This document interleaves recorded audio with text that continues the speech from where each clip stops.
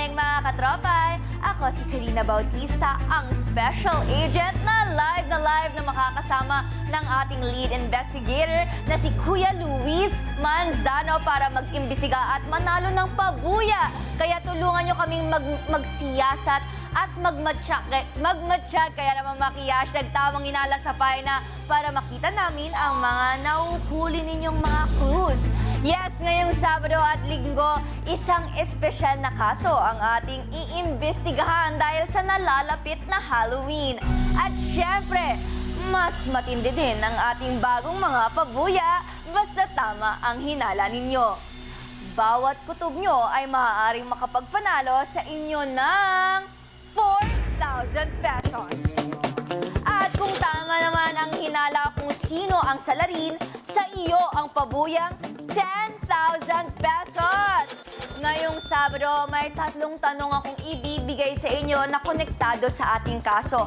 At kapag tama ang hinala mo at nakapagbigay ka ng tamang sagot, mapapasama ka sa pipiliin ng randomizer at maaaring manalo ng 4,000 pesos. Isa ang mananalo ng 4,000 sa round 1. Isa naman ang mananalo ng 4,000 sa round 2. At isa ang mananalo ng 4,000 sa round 3.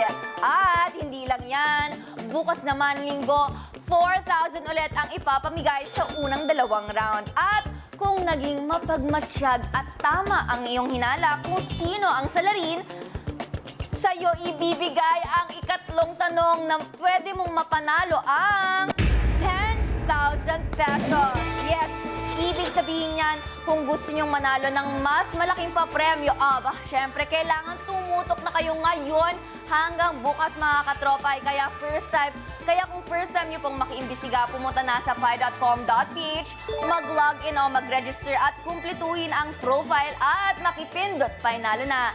Again, pi.com.ph. Login na kayo mga katropay. Now na, bilis na. Pero bago kayo makisagot at manalo, abangan din ang espesyal na mga tanong natin mamaya sa chat box na tutulong sa inyo sa pagkalap ng ebidensya.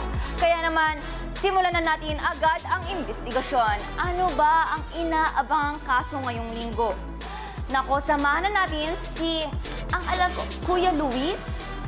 Well, panoorin na natin. Kilalanin na natin ang mga suspects.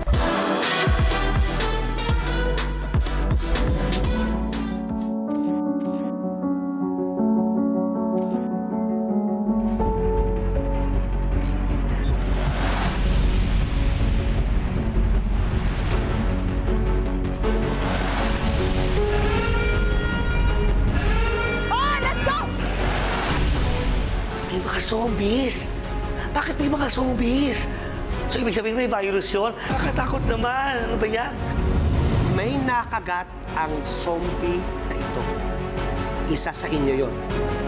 At siya ay pwedeng makahawa sa inyong lahat. Kaya kailangan malutas agad ang kaso nito.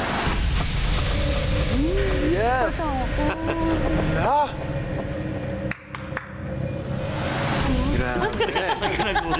Wala pa. Kinakabahan na ako kasi duwag po kasi ako. Sobrang duwag. Magkakaroon ng zombie apocalypse. Sinong una niyong ililigtas? Kung dito naman, 4 lang tayo natitira. Si Marlo. Kasi si Marlo, kaya niya akong bitbitin. Pag may zombie apocalypse, kaya niya akong bitbitin. Sa nakikita ko, ang hinala kong kinagat ng zombie, si Nonong. Kasi si Nonong, lagi kinakagat ko. Uy! Ayun na! Ayun na! Baka pwede na! Teka. Nakikiramdam na ako. Hindi pa rin nawawala na hinahanap ko pa rin kung sino nga ba sa kanila ang nakagat ng zombie.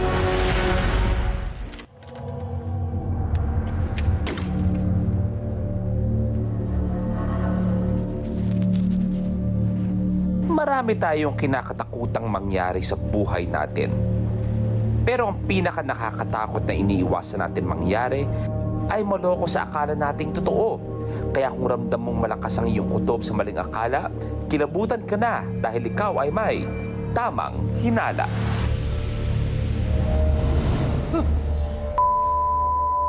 Zombie!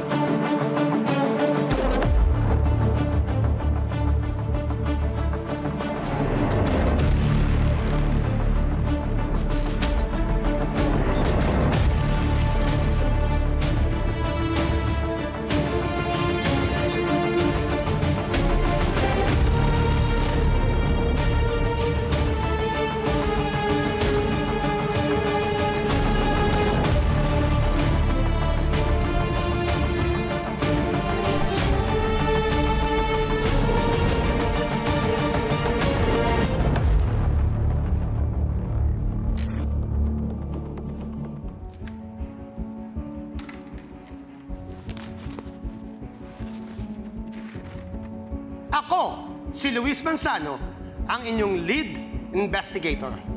Welcome sa Halloween special ng pinaka-exciting mystery reality game show ng Pi Channel, ang Tamang Hinala. Yes, tama po. Ako po ito, kailangan ko lang magtago sa isang costume ng pangit na tao. Kawawa naman si Bayani. Oh my gosh. Kailangan ko lang magtago sa kasuotan ko dahil sa isang espesyal na kasong ating lulutasin.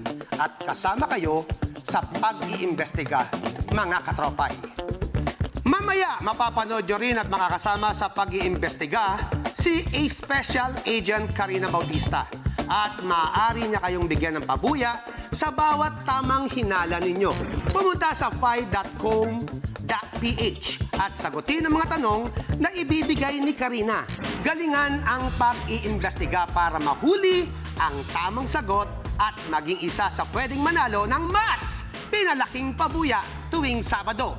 May 3 mananalo ng tig 4,000 pesos. Tuwing Linggo naman, 2 uli ang mananalo ng tig 4,000 pesos at tumutok hanggang sa dulo ng investigasyon. Dahil sa huli, isa ang may tamang hinala kung sino ang salarin ang siyang mananalo ng 10,000 pesos. Bago sumalang sa investigasyon, nagbukas na ng kani-kanilang evidence boxes ang mga suspek at kung sino sa kanila ang nakakita ng antidote o gamot sa kanyang evidence box, siya ang salarin. Ang goal ng mga inosente ay mahulaan ng tama kung sino ang salarin at ang goal naman ng salarin ay maitago ang kanyang identity hanggang dulo. Kung sino ang magtagumpay pagkatapos ng pag-imbestiga sa mga fact-finding missions, siya ang mag-uuwi ng 20,000 pesos. Sino kaya ang inosente at sino ang salarin sa kaso ngayong linggo? At handa nang magpa-imbestiga ang unang suspek. Unang suspek, pwede ka nang pumasok. Opo.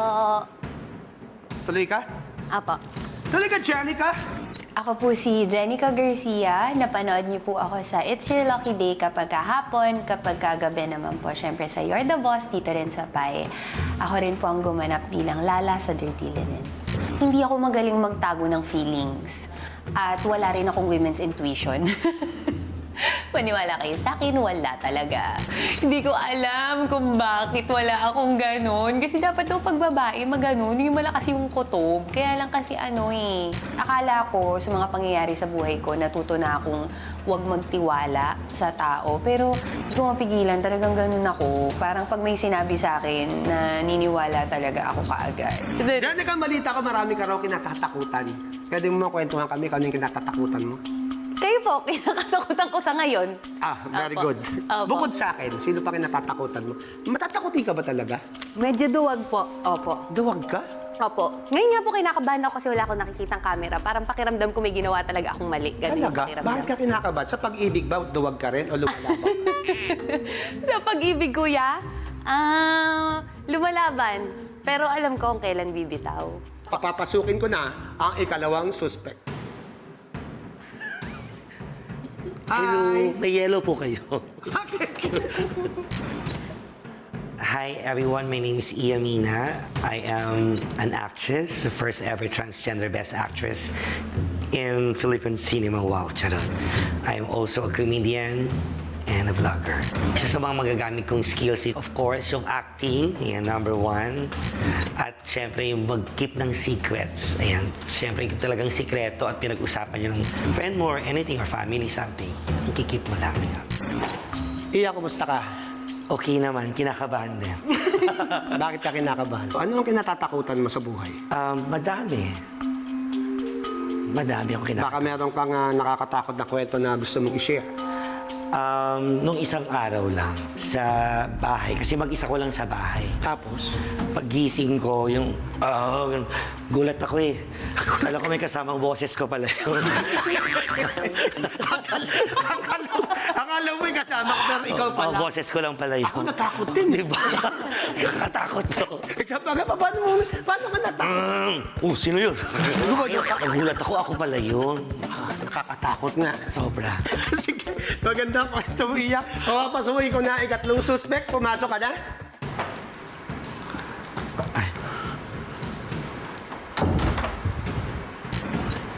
Ako po si Nonong Balinan. Ako po ay isang aktor at isang stand-up comedian. Yung pagiging komedyante kasi, ano yan observant sa mga nakikita niya, yung pakiramdam niya.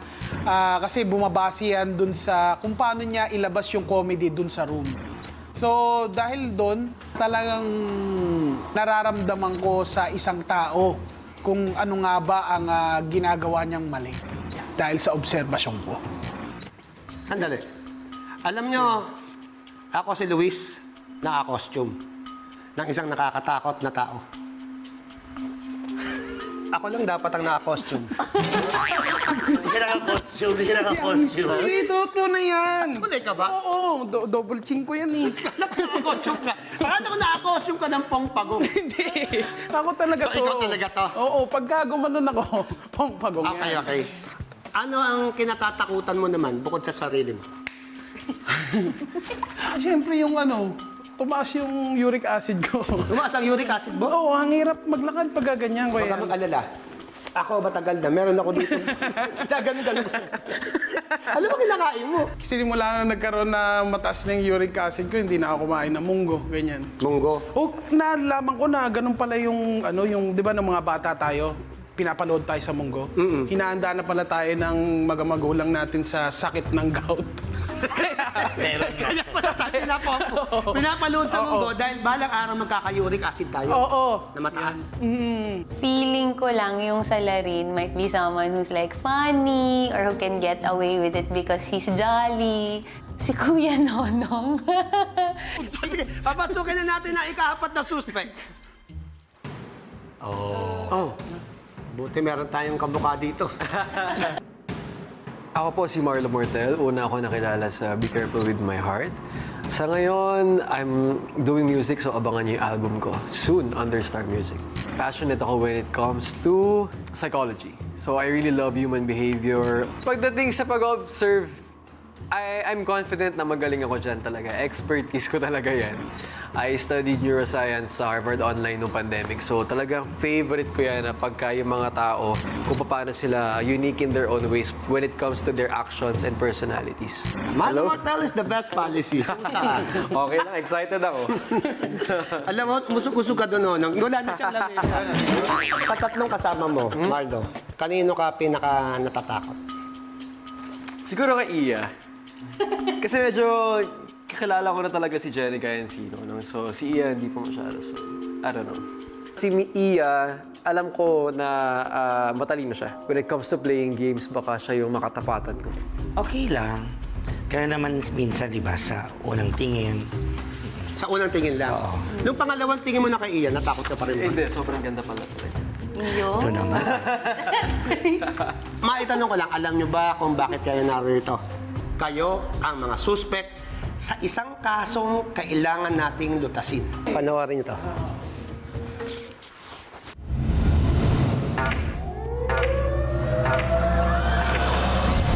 Mga kababayan, pinaputol muna po namin sandali ang inyong pinapanood ha. At kung mapapansin po ninyo ay nagkakaguluhan dito ngayon sa Metro Manila dahil bali-balita po mga kaibigan na meron pong isa sa atin na walang pakundangang nangangagat.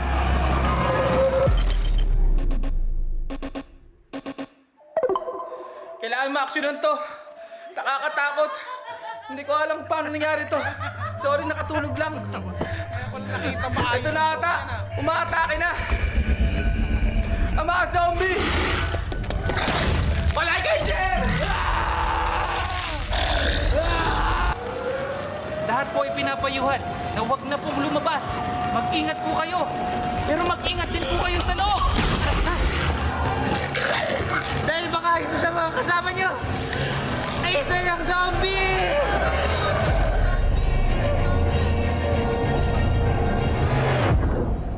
Ano? May mga zombies. Bakit may mga zombies? So, ibig sabihin may virus yun? Nakakatakot naman. Ano ba yan? Sa oras na ito ay may isang virus na kumalat. Kaya merong mga zombies na kakalat sa daan. at may nakagat ang zombie na ito. Isa sa inyo yon. At siya ay pwedeng makahawa sa inyong lahat. Kaya kailangan malutas agad ang kasong ito. Medyo gusto ko nang umuwi. Kasi doon ko nga nalaman na, oh my gosh, Halloween special pala. Kay Duwag ko, promise. Kanina, para makumpirma kung inosente ba kayo o hindi, nakita nyo na ang mga evidence box. Right? Okay, isa dito ang naglalaman ng antidote o gamot na lunas para mawala ang pagiging zombie. Iisa lang sa inyo ang nakakita ng ebidensyang ito. At ang taong yon ang hinahanap natin bilang salarin. Pero, hindi lang salarin ang nakakaalam ng katotohanan dahil alam din niya ng aming informant. At para malaman ang mga impormasyong nalalaman ng informant, kailangan yung dumaan sa 3 fact-finding missions na makakatulong rin para malaman ang katauhan ng salarin. Para sa unang ebidensya, panoorin nyo ang unang impormasyong ibibigay ng aming informant. Mag-ingat kayo sa mga kasama nyo dahil isa dyan ang nakagat na ng zombie. Hindi ko pa siya kilala pero base sa dugo niya, siya ay...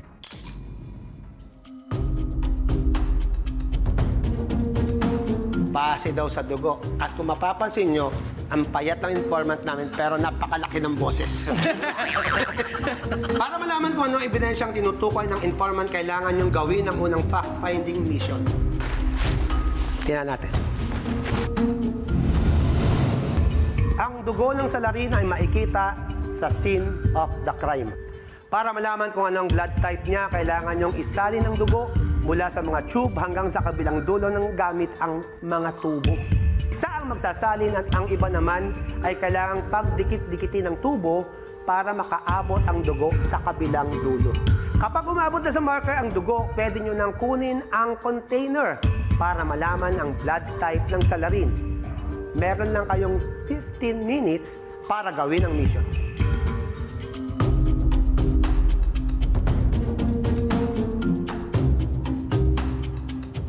Palagay nyo, kaya nyo gawin yan? Yes. Kaya. Kung kaya nyo gawin yan, lumabas na kayo at huwag na tayong magkita-kita. Okay, pumunta na kayo sa scene of the crime. Sige po. Okay. Pag lalabas kayo dyan, tapos punta kayo ng may rotonda.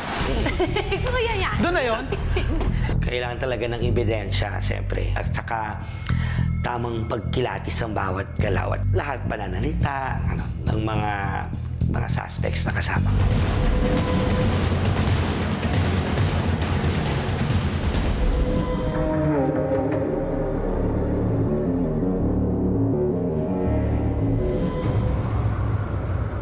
Yes!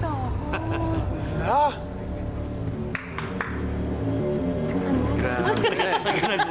wala pa. Wala pa. Kinakabahan na ako kasi duwag po kasi ako. Sobrang duwag. Hindi ako nag-aano, mga horror booth, ganyan. Hindi ako nanonood ng horror films. At saka ako yung high school na, pero natatakot pag mag-chichinelas mula sa kama kasi baka may humatak ng pako sa ilalim kahit wala naman. Guys, kung magkakaroon ng zombie apocalypse, sinong una niyong ililigtas? Ako, nanay ko. Siyempre, ibang magmahal ang nanay. Correct, correct. Number 1. Baka nanay ako. Ikaw. Hindi ko kayang isa. Kasi 2 anak ko eh. Siyempre, dapat silang 2 buhay. At kung kailangan may isang mawawala, di ako na lang. Sacrifice. Siyempre, oo. Ikaw, Ako nanay din eh.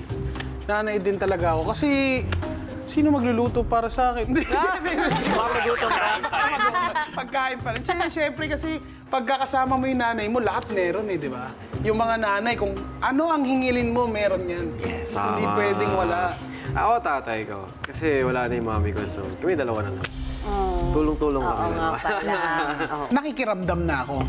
Hindi pa rin nawawala na hinahanap ko pa rin kung sino nga ba sa kanila ang nakagat ng zombie. Parang yung mga horror boot.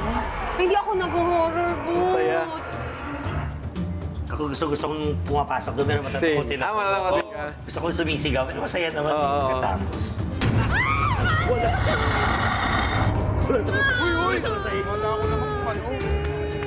Ako, wala akong kaalam-alam o idea kung sino talaga yung kinagat ng zombie. Pero sa ngayon, sa nakikita ko, ang hinala kong kinagat ng zombie, si Nono. Uy! Ayun na! Ayun na! Baka pwede na! Teka. Magsisimula na ang hanapan ng ebidensya ng mga suspek. Ang mga katropay ba? Nagsisimula na rin bang magkatamang hinala? Anong update dyan, Special Agent Karina?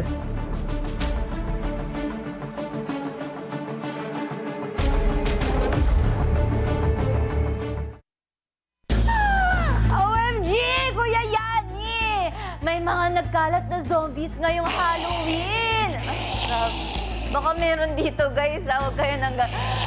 Totoo bang baka ikaw naman ang zombie, Kuya Yani? Charez! Eto na nga, napakadelikado nga niyan. Isa sa mga suspect ang pwedeng manghawa. Kaya kailangan nilang maimbestigahan ito agad-agad para hindi na kumalat ang ating virus. Tulungan niyo po kaming mag-imbestiga, mga katropay. Subukan na natin agad-agad ang tamang kilala skills ninyo. May ibibigay akong tanong at sa lahat ng makakapindot ng tamang sagot, isa ang pipiliin via randomizer na mananalo ng 4,000 pesos. Kaya pumunta na sa pi.com.ph para makisagot at magkaroon ng chance na manalo ng 4,000 pesos. I-flex na ang inyong detective skills dahil heto ang tanong. Ayon sa kaso, ano ang ginawa ng zombie sa salarin? A. Hinawakan. B. Sumapi. C. Kinagat. Or D. Inamoy. Finalo ang may tamang hinala. Kaya naman 1-minute timer starts now. Maghinala na mga katropay. Oo, nakita natin kanina ang mga suspects natin. And tuwang-tuwa ako dahil kilala ko talaga tong apat na to. Kaya naman matutulungan ko kayo sa pagbibigay ng clues. Si Ate Jenica kasi, actress to, magaling, di ba? Nakita naman natin sa lahat ng teleserye niya, mga shows niya, at host din. Kaya sanay na sanay sa mga game show dahil araw-araw nasa You're the Boss yan. At nasa Your Lucky Day. Kaya medyo matatakutin siya, pero pwede niya rin kasing pang front lang yun. Si Ian naman, kilala ko din to, host din natin to. Best actress. So, baka magaling siya magtago ng mga bagay-bagay. Mahirap talaga. Si Nonong naman, komedyante. Kaya pinapatawa tayo pero hindi natin alam, di ba? Si Marlo, kaibigan ko to. Magaling din umarte at saka medyo tahimik. Delikado yan. Last 5 seconds, mga katropay. Vote na. Ayan, galingan ninyo, ha? And time's up. Maraming salamat sa lahat ng nakipindot, mga katropay. Pero oras na para i-reveal kung tama ba ang hinala ninyo. Sa tanong na, ano ang ginawa ng zombie sa salarin? Ang tamang sagot ay... Kinagat! Oo, ng zombie! Naku! Yan yung sinasabi ko sa inyo eh. Sino kaya ang kumagat sa tamang sagot? Ayan, abangan kung sino ang mapipili ng randomizer mamaya. Kung bago ko pa lang na nakikisagot at hindi ka nakatama sa una mong hinala, don't worry, dahil meron pa akong 2 tanong mamaya. Kaya stay lang kayo dyan sa pi.com.ph dahil magbabalik pa ang tamang hinala.